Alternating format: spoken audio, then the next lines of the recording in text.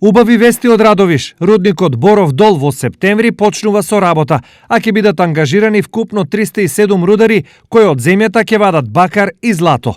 Сентябрь, ако вирус не е то само, ако све буде добро, то во септември.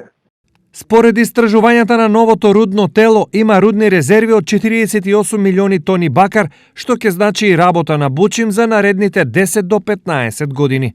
Он, како почетно, он стабилен и ако почнемо, то у нас капацитет буде то 4,5 милиона на една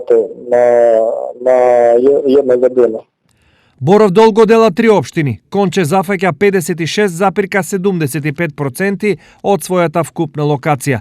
Во Штип 39,03%, а во Радовиш скромни 4,19%.